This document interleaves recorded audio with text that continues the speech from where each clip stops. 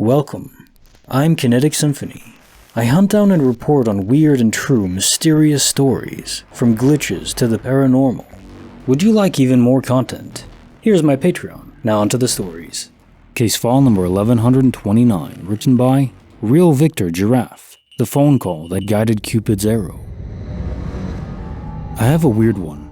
Back in October of 2005, I met my now wife.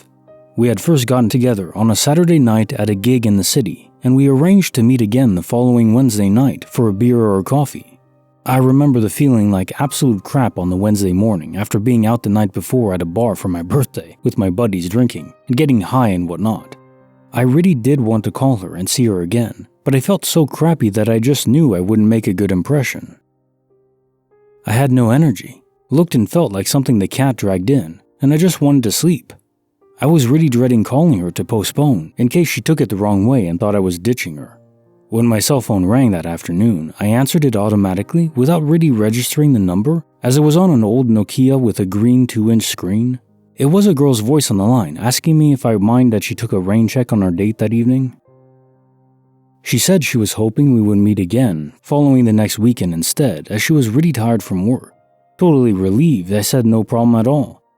When we met up again the following Friday, we got to talking, and I confessed that I was glad she had postponed our date, as I felt terrible the previous Wednesday. She replied that she hadn't called me on Wednesday afternoon, and that she hadn't rain-checked our initial date. She had, however, been expecting my call, and she told me that she had just assumed that I didn't call her because I was being a jerk. She said when I actually did call her on Thursday to arrange the date, she changed her opinion and thought I was okay. My phone record showed that I had accepted a call on Wednesday afternoon that lasted 3 minutes, but the number came up blocked. I guess in hindsight, I could have investigated further by asking the cell phone company to obtain the details of the blocked number, but I didn't really think too much about it back at the time. As time goes by, I sometimes wonder if whoever I spoke to on the cell phone that Wednesday afternoon intervened in our lives in some way for some reason. We are married with children now, and from time to time when I contemplate the event, some Marty McFly Back to the Future comes to mind. I just know it was something odd as a cod. Case notes are file 1129, the phone call that guided Cupid's arrow. So a comment I read, thinking out loud, what if your daughter was the one on the phone? A message from the true future, which necessitates a loop. But to guarantee it happens in the first place, your daughter had to be born. Even if we're talking about different universes, in one universe it had to happen. And indeed, you had to marry that girl there. And it's just a self-reinforcing loop. I think if you analyze all the multiverse, you'll find repeating patterns. I think the multiverse does want to coalesce into a almost exact replica of itself. The divergences are branches that don't necessarily, it's not that they aren't supposed to exist, it's that they don't really want to exist. They're not meant to be, but they're still tested. Anyways, I just love romantic glitches, so it's wholesome. Case file number 1130, written by pacificanw. How my boyfriend's shirt confirmed the multiverse. I've written about this before. It's one of the weirdest things I've ever experienced. When me and my now ex-boyfriend had just gotten together, I went out and bought him some new shirts. We had just fallen in love, and I saw a shirt that said, "Love Life," on it in big red bold letters. The shirt was all white, with only the words on the front.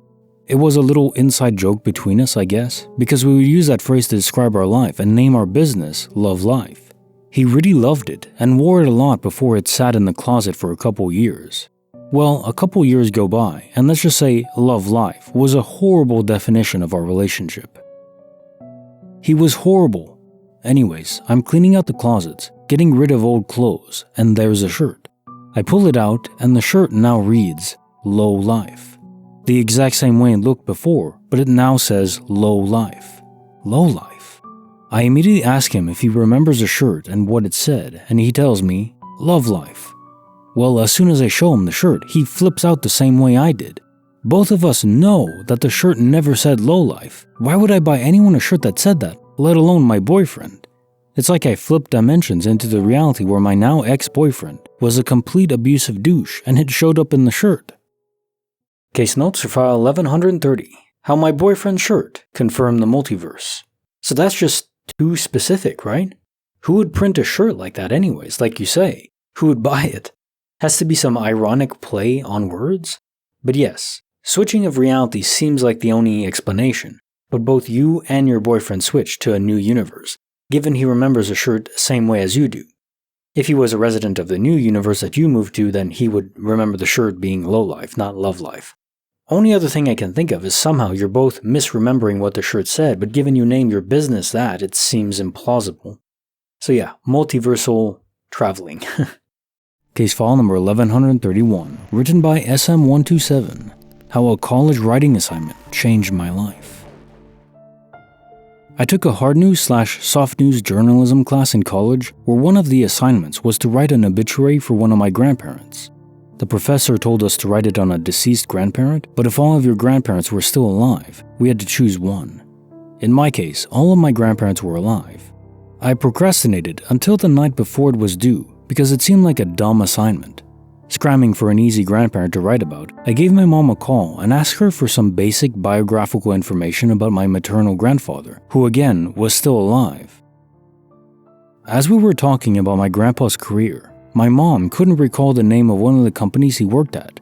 She lectured me about waiting until the last minute to write the assignment, because it was late, 10:30 p.m. my grandpa's time. However, she said she would give him a call to see if he was still awake, and be able to answer that question before my assignment was due the following morning. When my mom called my grandma answered the phone in a panic. My grandma frantically explained that the paramedics had just arrived and were performing CPR on my grandpa because he had stopped breathing and passed out. My mom was able to stay on the phone with my grandma until they took my grandpa to the hospital, where he was sadly declared dead. At the time my mom and I had been talking on the phone about my grandpa's obituary, he was dying, out of the blue at that. He had been otherwise healthy considering his age. We ended up using the obituary I wrote for the writing assignment as his actual obituary. Still freaks me out when I think about the timing.